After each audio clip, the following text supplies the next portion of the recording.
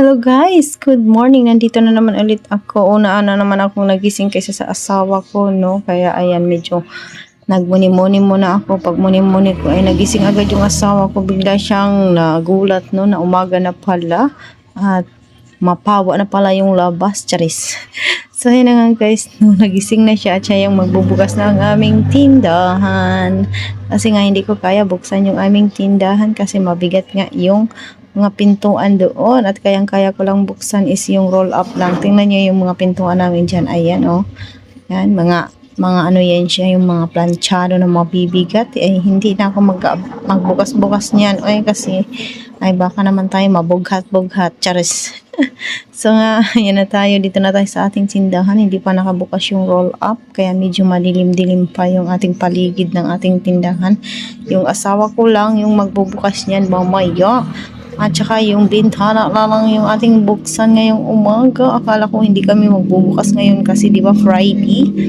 It's tawag doon yung Biyernes Santo sa Bisaya pa, Charis. Kaya sabi ko at saka wala kaming gawa guys. 2 days na kami walang gawang lumpia wrapper. Kaya tanghali talaga kami nagigising pag walang gawa ng lumpia kasi wala daw magtitinda ngayon. Sarado lahat ng mga tindahan. Kaya kahit tanghali na kami bubukas meron pa rin bumibili sa amin ng mga kape at cigarette smoking. Kaya ayan, tinanong ko yung aking asawa dyan, yung suka namin is yan, 1.5 yan dyan, kaso lang 4 na lang, iwan daw niya kung sino yung binilhan. Sabi ko, baka yung mga bata, kasi yung mga bata lagi yung nagtitinda ngayon sa ating tindahan. Kaya ayan, 4 na lang na piraso na suka yung naka-display dyan, no? So, ayan na nga, ang mga binuhat-buhat ng aking asawa. Habang nagbubukas ng aming tindahan, ayan, mabibigat yan. Kaya, dapat talaga is lalaki talaga yung nag-o-open ng tindahan, no? Kasi, mga mabigat na mga bagay na binubuhat-buhat. At hindi ko na yan kaya at hindi na ako nagbuhat-buhat ng mga bibigat-bigat ngayon. So, kung roll up lang is kayang-kaya natin yan buksan kasi natanggalin mo lang yung susi o bukas na. Kusa na lang nagbubukas. Diba? Ganyan lang. Buti na lang talaga is nagising siya nung pagising ko kanina.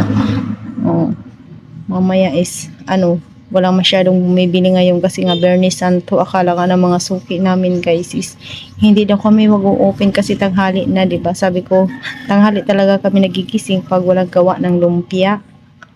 Kaya ayan. At saka sinabihan ko yung asawa ko maggawa tayo ng binignit sa Bisaya pa. Sabi niya, kung may bukas pa ng mga tindahan ngayon, sabi ko pagkatapos natin magkape ay pupunta tayo sa Pikit kasi meron doon nagtitinda ng mga kamote, mga bilanghoy, ganyan, mga gawa yung pangginataan ba guys ba. Kaya sabi niya, sige mamaya daw pagkatapos namin magkape at gigisingin na namin si Amsia at si Ate Drumli para magbantay dito sa ating tindahan, no? Kasi kami palang dalawa yung gising dito sa tindahan. At saka ayan na nga guys, nagtitinda na ako dyan. Meron na nga bumili na sigarilyo at saka kape sa umaga, no? So kung kanina pa kami nagising is marami na sana doon bibili. Pero bukas naman is may magawa naman kami kasi Sabado na may magtitinda na yan doon sa merkado. Kaya baka bukas is maaga pa mag-open yung aming tindahan. Kaya okay lang yan kahit 2 araw nakapagpahinga tayo ng medyo tanghali na tayo nakagising. At saka may boy naman agad doon pagbukas natin ng ating tindahan, may bumili agad na sigarilyo at saka kape. Kaya thank you Lord. Pagising kami at nakapagtinda na naman ulit. At saka ayan na nga, nagtimpla na nga yung asawa ko dyan ng kape. Sabi ko sa kanya ay meron pa namang mainit na tubig. Kaya ayan, yung mainit na lang na tubig yung sa akin, sa kanya is nagkape siya. Kasi sa akin is bawal na yung kape. At saka ayan na nga guys, maglagay na tayo ng sunblock sa umaga, no? At nilinis-linis ko muna yung aking pagmumukha, yung pantanggal ng oily nilagyan ko. Tapos ayan is maglagay na ako ng sunblock. Sunblock lang lagi talaga yung aking nilalagay sa aking mukha. O, tingnan mo yung aking mukha. Naulian na siya. Kaya diba nasunog-sunog siya nung umuwi kami doon sa Masbate. Grabe talaga, nasunog talaga yung aking pagmumukha doon kasi pagkagising ko doon sa amin ay hindi ako nakapaglagay ng sunblock agad. Kaya dito sa tindahan ay Pagkagising ko sa umaga, naglalagay agad ako ng sunblock kasi mamaya ay super init na naman. So ayan na guys, o yung akin is mainit lang na tubig sa kanya kape. Hindi na kasi kami nag-init-init ng aming doon sa kusina kasi nga marami pa namang mainit na tubig. Kaya hindi na kami nagpunta doon sa kusina, nagtimpla agad siya ng kape at saka sa akin sabi ko is mainit lang na tubig. At saka ayan na nga guys, nagano na kami dyan, nag-iisip na kami kung ano yung aming uulamin at i-merienda mamaya, no? So ayan, inaayos-ayos ko yung mga moodies na binili namin kahapon kasi nasa ilalim ng mesa at hindi inayos ni Amshin, no? Ayan, yung dalawang free na panty liner, merong free kaya bumili na ako ng mga Charmy ba yan? Ayan, may free kasi na panty liner. Ayan, mahilig talaga ako sa may mga free. O diba kasi ano na yun natin, ginansya na yun ang tubo na ton. Tubo na ba? Tubo na natin yan. Malaking bagay na yan sa ating mga maliliit na sari-sari store, no? Pag may mga free talaga na mga paninda, ganyan. So, ayan na yung aking asawa. Kumakain na siya ng tinapay. Pinapainggit niya na ako. Sabi niya, gusto mo raw ng pandesal. Sabi ko, wala namang mga pandesal na naglalako ngayon. At saka bernisan to ngayon. Iwan ko lang kung may bukas ngayon na bikiri. Baka sarado lahat ng mga tindahan ngayon, no? At saka, ayan na nga guys, nagising na si Alter. Umiyak yan siya kasi siya na lang natira doon sa taas. At gustong-gusto pa niya matulog. Tinatanong ko siya kung titimplahan ko ba siya ng milk. Ayaw daw niya.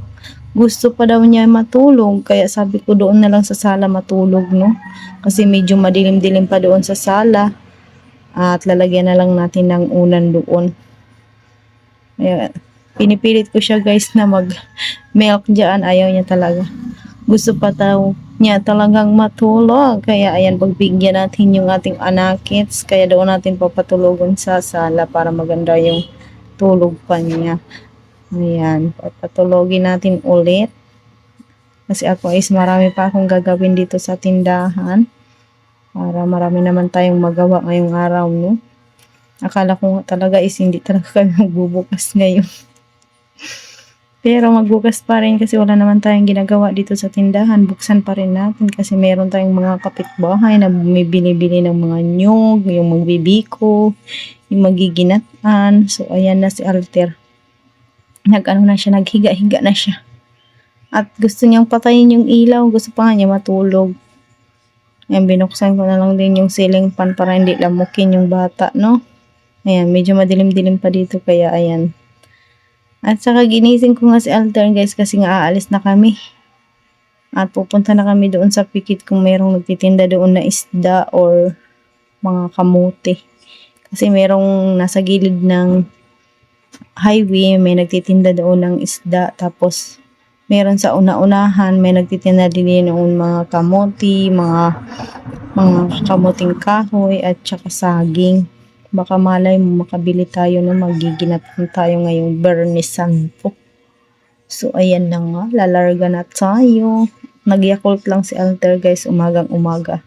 Nanghingi siya ng Yakult, hindi na siya nanghingi ng gatas sa akin. Yakult na lang daw.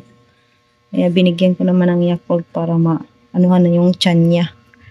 So ayan, papunta na nga tayo. Ang taas agad ng araw, oh. Hindi tayo nag-sunblock, so baka tayo ay masusunog na naman yung ating pagmumuka, no? So bihira lang talagang dumadaan yung mga sasakyan ngayon nga. Oh, tingnan nyo. Walang mga dumadaan na mga sasakyan na marami, no? Kasi nga is parang close yung mga siguro ngayon yung mga tindahan, yung mga sasakyan, walang mga biyahe. Kasi konti lang talaga yung guys yung mga dumadaan-daan na mga sasakyan. Ewan ko lang kung makabili talaga kami ngayong araw na ito kasi parang feeling ko dyan isarado talaga. Pero pinuntahan pa rin namin, no? Nag-road trip pa rin kami. At gustong gusto naman niya ni Alter mag-ikot-ikot, magsakay-sakay sa motor. Ayan. Sana nga is meron tayong mabilihan. Ayan na, bumaba na kami. Ayan, so sarado. Sarado lahat ng mga tindahan doon. At tayo ay nabigo. Walang tinda, sarado lahat. Sabi ni Papa Udon sarado at magano na lang kami. yung sardinas na lang daw yung ulam. Sardinas na lang daw yung aming uulamin ngayon. At saka, ayan na nga, pag-uwi namin dito, kumain na siya ng mango-mango. Ayan si ate. Malamig na yung aming mango-mango. O, diba? Nasarapan naman sila sa gawa ni Ate Dronby na mango-mango. Ayan na lang yung aming snack-snackin. Pero may malagkit pa naman kami dito, guys. Malagkit na bigas ba? Pwede na yun gawing biko. Yung malagkit. Kaya gagawa rin tayo ng biko mamaya. So, hanggang dito na lang yung ating video. Mamaya ulit kung makagawa kami ng biko. Ayan si ate. Ayan na yung inalmusal namin. Wala pa kaming almusal kasi nagluto pa sila ng makakain doon sa kusina. No? Ayan lang muna yung aming inalmusal kahit malamig na siya. So, hanggang dito na lang yung ating video. Maraming salamat. Mamaya ulit. Bye-bye. Thank you so much. Sarap na sarap yung aking anak. Bye-bye na.